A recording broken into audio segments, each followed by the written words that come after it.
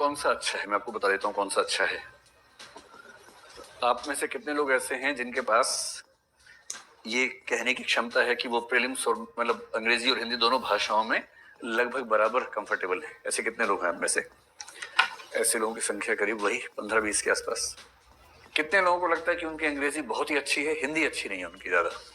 ऐसे लोग तो यार नहीं के बराबर होंगे, 2-3 है। ठीक है, देखिए ये प्रश्न उसी को पूछना चाहिए जिसके पास चॉइस हो।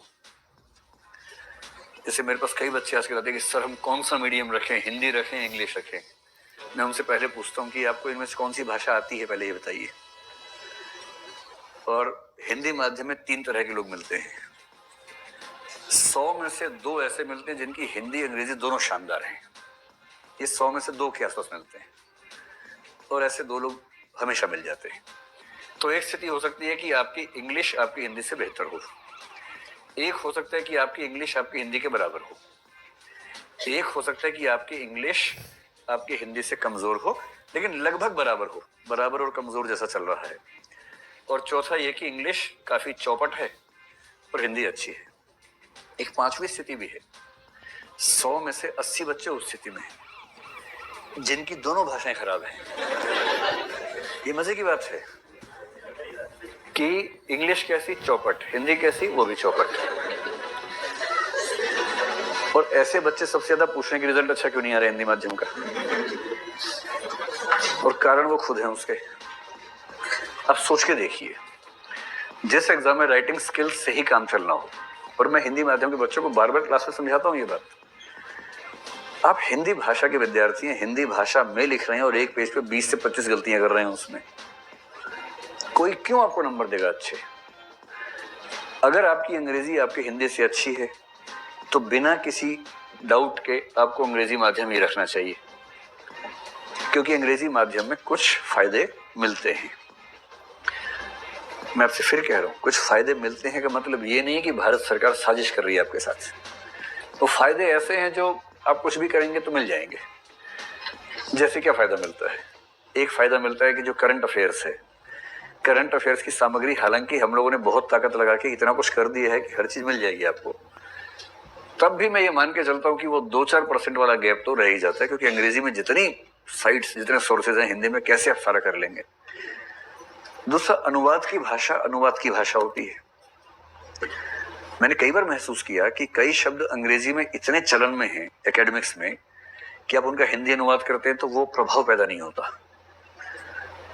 परीक्षकों की दुनिया में जो लोग हैं उनमें से अधिकांश या तो अंग्रेजी के हैं या अंग्रेजी को समझते कम से कम हैं ठीक तरीके से। मेरा एक अनुमान ये भी है कि जो तकनीकी शब्द वाले विषय हैं, जैसे भूगोल है, इकोनॉमिक्स है, उन सब में अगर आप हिंदी के कठोर अनुवादों का इस्तेमाल करते होंगे तो हो सकता है कि परीक्षक उतना एप्रिशिएट न कर पाता हो जितना वो अंग्रेजी में कर पाता होगा। हल्का फुल्का अंतर शायद इससे आता होगा। तीसरा है कि ऑप्शनल सब्जेक्ट अंग्रेजी में आप किसी भी विषय को रख लीजिए, अंग्रेजी में लगभग सारे विषय ठीक हैं, कहीं कोई दिक्कत नहीं है। अंग्रेजी माध्यम में ऑप्शनल सब्जेक्ट्स में बहुत सारे विषयों में अच्छे नंबर आ जाते हैं, हिंदी माध्यम में नहीं आते हैं। मैंने इस बार का फिर अध्ययन किया, अभी का अध्ययन, अभी नंबर आए नहीं ऑप्शनल से, ध्यान रखिएगा। मैंने कल रात को एक स्टडी की कि जो हिंदी माध्यम के 20 लोग सिलेक्ट हुए, अभी तक क्या है कि मेंस के नंबर अलग हैं, इंटरव्यू के अलग हैं। क्योंकि मैंने कुछ दिन पहले एक सेमिनार लिया था जिसका यूट्यूब पे वीडियो है, वैकल्पिक विषय का चयन कैसे करें, ये विषय, और मैंने उसमें एक बात कही थी कि लिटरेचर का विषय चाहे हिंदी, गुजराती, मराठी, संस्कृत, मैथिली कोई भी हो, सबसे अच्छा वही है। सेकंड में मैंने कहा था कि हिस्ट्री इस समय चल रहा है, ये बात मेरी तब भी थी। और मैं आपसे पहले ही कह रहा हूं कि एक नंबर से 10 रैंक हाथ से निकल जाते हैं। कुल 800 सीटों का मतलब क्या हुआ कि 80 नंबर अगर हैं तो आप 100वें रैंक पे हैं, 80 कम है तो आप बाहर हैं। जिस प्रतिस्पर्धा में सारा खेल ही 80 से 100 नंबर का है, उसमें आपने केवल ऑप्शनल सब्जेक्ट गलत चुन के 100 नंबर कम करवा लिए अपने।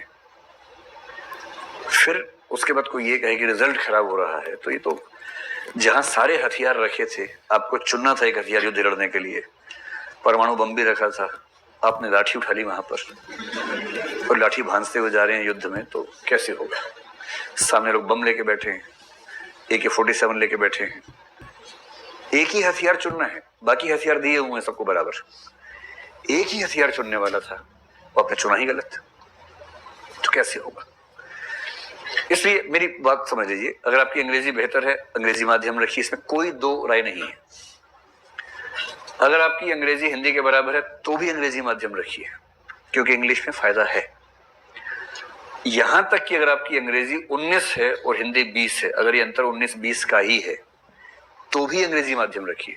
ये बात मैं पिछले कई वर्षों से खुल के कह रहा हूं एकदम। मैं हिंदी भाषा का ठेकेदार नहीं हूं। मैं ये जरूर कोशिश करूंगा कि हिंदी माध्यम से परीक्षा देने वालों को दिक्कत ना आए, उनको सब चीजें मिले, ये हम कोशिश करेंगे। पर मैं पूरे भारत की सामाजिक आर्थिक स्थितियां बदल दूंगा कि लोग अंग्रेजी भूल के हिंदी पढ़ने लग जाएंगे, ऐसी गफलत मेरे दिमाग में नहीं है, ऐसी कल्पना भी मैं नहीं करता हूं। लेकिन आप में से 95% से ऊपर बच्चे ऐसे हैं जिनके पास चॉइस है ही नहीं, जिनकी अंग्रेजी हिंदी की तुलना में नहीं वैसे भी खराब है। मतलब हिंदी की तुलना में थोड़ी कमजोर है ऐसा नहीं है, हिंदी की तुलना में हटा दीजिए, कमजोर है। और जो भाषा कमजोर है उसको माध्यम बना के कहां तक चल पाएंगे? हिंदी रखिए। और सबसे ज्यादा चिंता उन 80% की है जिनकी हिंदी भी खराब है। तो निवेदन यही कर रहा हूं कि ग्रेजुएशन के दौर में सबसे बड़ा काम यह करना है, अपनी भाषा को मजबूत बनाइए। और भाषा की मजबूती का मतलब है दो चीजें, एक तो व्याकरण, वाक्य विधान, वाक्य का प्रवाह, वाक्य का गठन एकदम ठीक हो, और दूसरा 200-300 ऐसे शब्द नए अपनी भाषा में इकट्ठे कीजिए जिनको पढ़ के